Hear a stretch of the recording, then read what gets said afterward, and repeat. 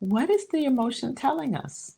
Is it telling us that, oh, we feel safe? If we're feeling content, if we're feeling peace, if we're feeling relaxed, maybe that's an indicator. Oh, we're feeling safe about something or with someone.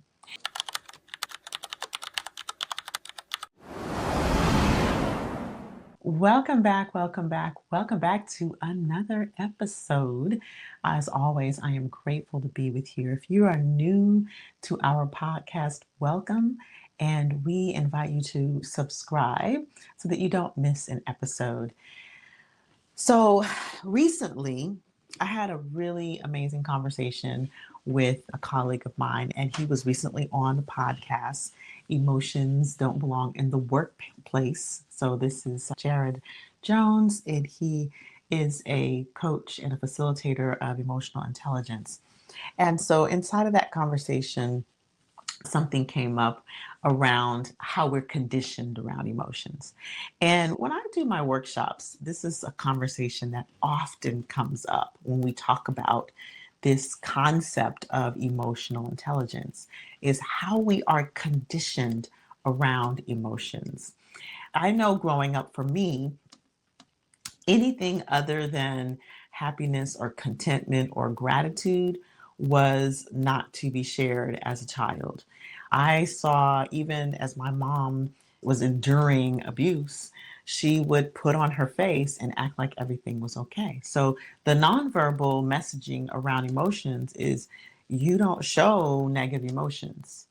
And then later on, I got the messaging that you don't even show positive emotions too much, because if you get too happy, it's don't get too big for your britches, the waiting for the shoe to drop kind of language.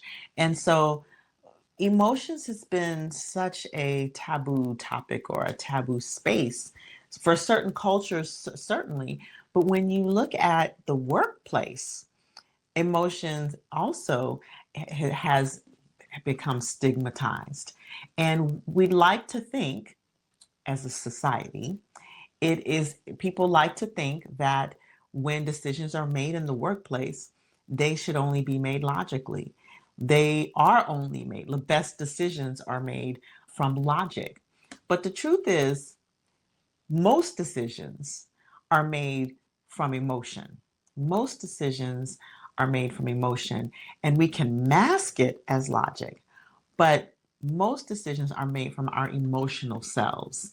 And whether that emotion is contentment, or that emotion is fear, or that emotion is frustration, or whether that emotion even is agreement, there's that sort of like an agreement emotion or an excitement emotion there, or even motivation as an emotion, right? We make decisions from emotion. And that doesn't mean logic has nothing to do with it. We do think about things, but at the end of the day, what motivates us is the emotion. And so I think it's important to talk about how emotion is not bad. Emotion is not there, it's not good or bad, really, but emotions are information. Emotions are data. Emotions let us know the direction that we're moving in a particular vein, in a particular decision, or whether our values are being violated, whether our boundaries are being violated. And I think it's very important for us to begin to reframe the purpose of our emotions. And when I was growing up, if I felt afraid, the message was like, oh, don't be afraid. But as in, I talked about a previous podcast episode, fear is designed to keep us safe from danger. But we need to be able to distinguish whether we're in actual danger or whether we are perceiving danger. But fear has a purpose. Anger has a purpose. It's a negative emotion that if we don't, or if we're not able to regulate, it can be harmful. When we hang on to old anger, it's harmful both to us physiologically. Like there's some studies that talk about the negative impact of anger in our own bodies and for our health. Same thing with sadness. Sadness has a purpose. So the question then becomes, what are your emotions telling you? What is it that you need to be listening to in your body that tells us, okay, something is maybe awry or something is going well. And we think about intuition. Intuition, it's a feeling in our body that we have, sometimes in our head, sometimes in different parts of our body, but it stems a little bit from emotion, how we're feeling about something. And it's telling us either we're going in the right direction or maybe we're going in the wrong direction.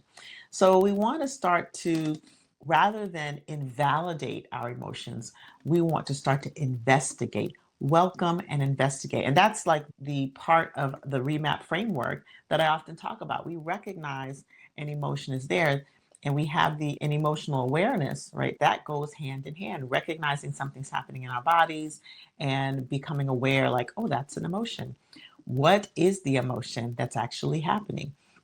And then beginning to name that emotion. Okay, if you don't, for me, if I don't know what the emotion is, I whip out my mood meter or my emotions wheel, right? But then the next question is to reflect.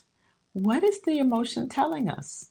Is it telling us that, oh, we feel safe? If we're feeling content, if we're feeling peace, if we're feeling relaxed, maybe that's an indicator. Oh, we're feeling safe about something or with someone. If the emotion is stress or tension, maybe what is it that we're holding on to that we need to let go of or we need to delegate? Where do we need to ask for help? If the emotion is anger or frustration, where are we not being heard? Where is a boundary being crossed multiple times? Where is a value being violated? If we're afraid, again, where are we not feeling safe? Whether it's physically safe, socially safe, psychologically safe, emotionally safe, safe in our identity and our being ourselves. So we want to ask these questions and begin to identify what is the information that the emotion is telling us. And we can do that in the workplace even when we're interacting with one another. If an emotion comes up in another person, rather than try to squash it down or invalidate it, especially because we're uncomfortable with their emotion, we need to be able to learn how to be with other people's emotions as well. So instead of squashing that, how about we lean into that and we inquire and we investigate? What is the source of that emotion? What's not being held, heard? What needs to be healed? And maybe in the workplace, we're not going to go into what needs to be healed deeply, but maybe there's something that needs to be repaired. Maybe there is a fracture of the relationship, that or another, that needs to be repaired. This is the way we begin to repair harm in the workplace, repair relationships in the workplace.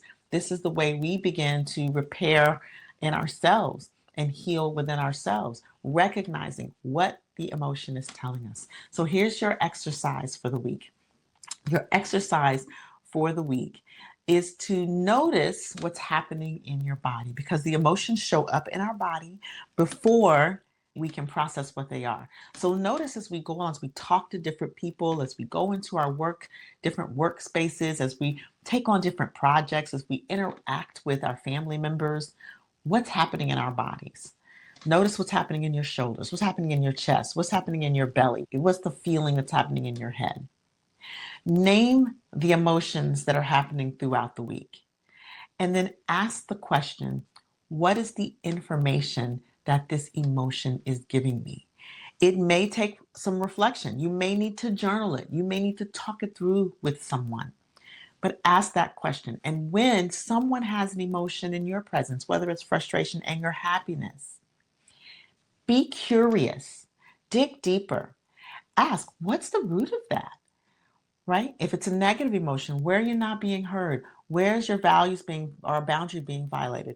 Where do you need to heal?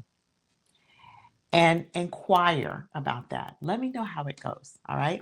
Send this episode to a friend, a family, a colleague, because we need to normalize emotions as information.